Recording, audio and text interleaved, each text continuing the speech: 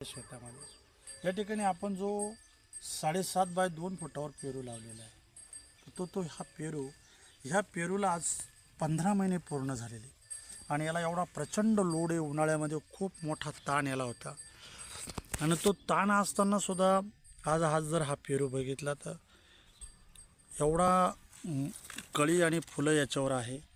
प्रत्येक फांदीला प्रचंड आज माल आलेला आहे। प्रत्येक झाड अशा सारख्या पद्धतीचं आहे। तर याच्या उन्हाळ्यामध्ये जो आपण याला जे काम केलं आणि त्याच्यावर जे काम करत असताना याला जो बॅक्टेरियल थेरी वापरली, तर हा जो प्लॉट आहे तर हा आपला डाळिंबाचा प्लॉट आहे आणि ह्या डाळिंबाच्या प्लॉटवर आज आपण सुंदर पद्धतीनं ह्या पेरूचं सेटिंग आपण बघतोय। आपल्या प्रत्येक साई माऊली संचालकाची आपल्याला अशा पद्धतीचं हे टुरिझम बनवायचं।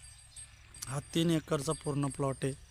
याला तारी टोकर पूर्ण लावून पूर्ण झालेले सगळ्या बाजूने ह्या सिस्टमनं जर आपण पाहिलं तर आज माझ्या डोक्याच्या उंचीपेक्षाही मोठे या ठिकाणी तुम्हाला मोहगणी बघायला मिळते। ही 6 महिन्याचीच मोहगणी आणि 6 महिन्यामध्ये आज एवढी मोठ्या प्रमाणात ही मोहगणी वाढली।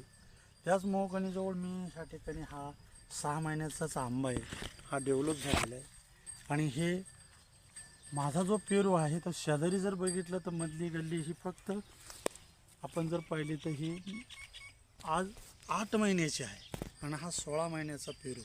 ह्या 2 प्रकारचा पेरू या ठिकाणी लावला आहे आणि पूर्ण मोहगणी ही 4-4 फुटावर लावलेली आहे। तर अशा पद्धतीनं आपण आपल्या प्रत्येक शेतकऱ्याची साई माऊली टीमच्या सदस्याची शेती बनवणार आहे। आता याच्यामध्येच मी 15-16 तारखेला हा जो आपला झेन आंबा येणार आहे तर हा झेन आंब्याची पूर्ण इथं लागवड करणार आणि ह्या झेन आंब्याची लागवड केल्यानंतर हा झेन आंबा प्लस केशर आंबा, त्याच्याबरोबर जांभूळ, फणस, ड्रॅगन याबरोबरच मोहगणी आणि हा सुंदर फुललेला हा पेरू, तर याला आता तारी टोकर पूर्ण एवढ्या 8-10 दिवसामध्ये पूर्ण होईल।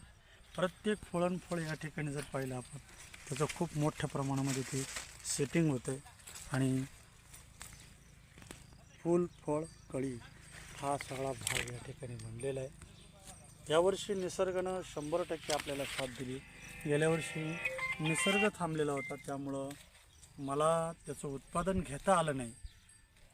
मी याच्यावरला माल पूर्ण तोडून टाकला, परंतु 100% झाड जगवलं, एकही झाड मॉर्टॅलिटी होऊ दिलं नाही आणि प्रत्येक झाडाला खूप सुंदर पद्धतीनं आज हा मोर आलेल्या प्रत्येक फांदी फळा कळ्यांनी लढून पडलेली। याच्यावर 100% सेंद्रिय पद्धतीचा वापर केलेला आहे, बॅक्टेरियल पद्धत आहे।